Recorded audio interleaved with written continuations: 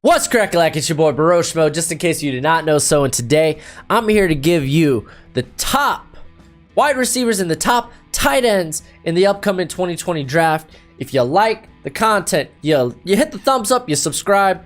Please do that. It means a lot to me. And yeah, let's go ahead and let's begin. We're going to begin with tight ends because tight ends can also be a QB's best friend. Now, we don't have the elite, or at least the cream of the crop type prospects we did last year, like TJ Hawkinson and Noah Fant. But the next closest thing we have is Albert Aquabaniam out of Missouri. I don't think we have a first round tight end right now as it stands, but he's the closest we got. He could go late first. He played really well in the first 6 games last year before he got hurt.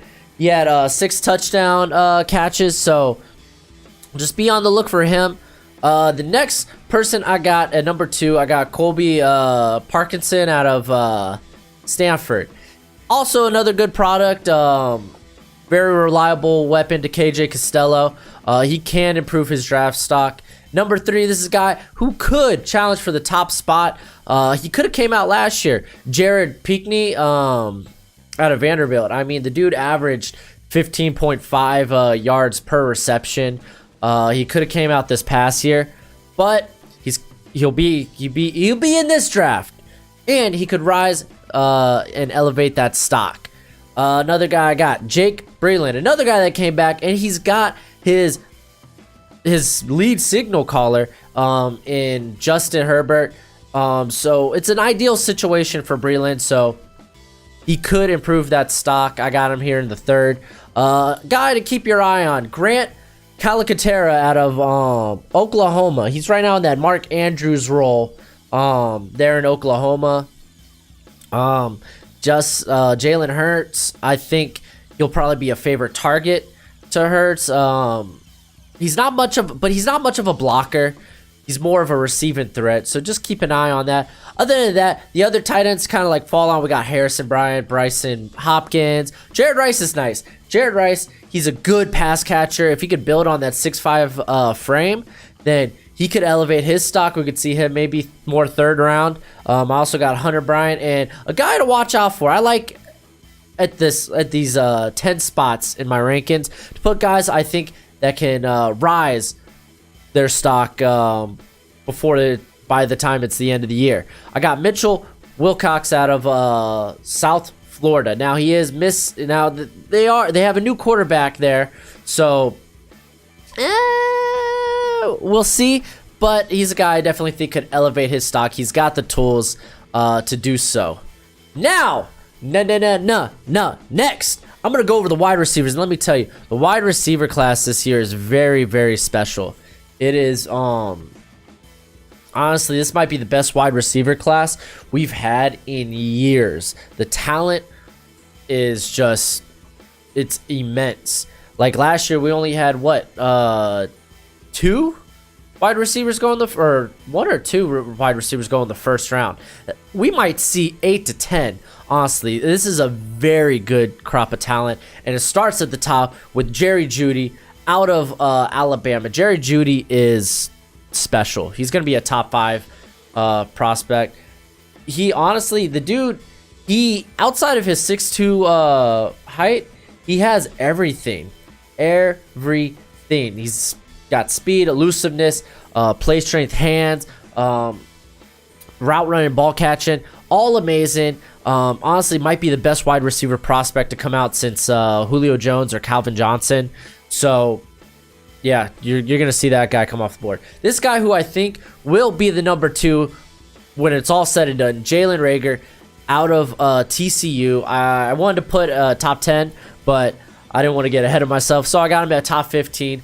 The guy's amazing. The guy is quick, lightning fast. He's crisp. I mean, you could just go back and look. Like I always point to that Ohio State game they had. He was just scorching that defense. If he had just pedestrian, if he had just a decent quarterback, then I mean, honestly, his numbers would have been much larger. You could also go look up this play. He was being guarded by Chris Boyd from Texas last year, and just turned that man around. Rager's just dangerous. Next, I got LaVista Chenault Jr. Built like a running back, 6'2", 225. He's just deadly, big frame. He's fast. The dude's gonna be ideal on those screens. He sheds blocks. That's why I have him this high. I got CeeDee Lamb at number 4. Still, we're in the top 15. Like I said, this group is special. A lot of people think Lamb could challenge Judy for that number 1, but I don't think that's the case. I think he's a better product coming out of Oklahoma than Marquise Brown was. He's more complete, bigger frame. He's fast. He's now the number 1 target there. So look for him to have a big year in that offense. T. Higgins at number 5 out of Clemson. Another guy with just ideal size, speed. He's very good at contested catches, and he breaks tackles. The dude breaks tackles. Like, he'll catch the ball and then shed off those tackles. I mean, ugh, the man's nasty. Number 6, I got Henry Ruggs the third. Another guy in that stacked Alabama receiving core. He's just fast. He's got 4.3 speed. You could see this, and it's not like that. He's not a one-trick pony either. He's gonna be big. I wouldn't be surprised to see his name called in the first round. Next, I got Colin Johnson. He is a much taller version to me, I think, of N'Keal Harry, because the guy makes a lot of contested catches, but he's not good at separation. He has those contested catches because he can't separate from corners. He can't separate from defenders. And honestly, you're not going to see in the NFL level, when you have a better caliber of defender, that contested catch rate is going to go down. So that's my only knock. Again, we'll see this year how he plays at Texas. I got Tylan Wallace out of Oklahoma State. The dude is a stud. He had a great year last year. Probably will have a bonkers year this year. The man's a deep threat, and he's so good at tracking down the ball while it's in air. Oh, he's just good. He is just good. Next, I got Byron Edwards. Man, the guy out of South Carolina. He had a really bad bowl game last year, but he is now the number 1 target. No more Deebo Samuel. And honestly, if Jake Bentley plays real well this year, this guy could get in the mix for that first round hype. Next and last, I got Tyler Johnson, another guy who could be a first round talent. He's playing at a very talented receiving core there in at Minnesota, and he had a great year last year. He's got size, he's got speed.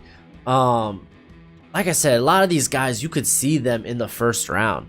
This is truly a very special group, and a group to be watched out for this year. Anyway, that's it for the video. Do all the stuff with the YouTube and the subscribing and the liking, and that'll make me a very happy bro schmo. But until next time, you be easy, my friends. Later.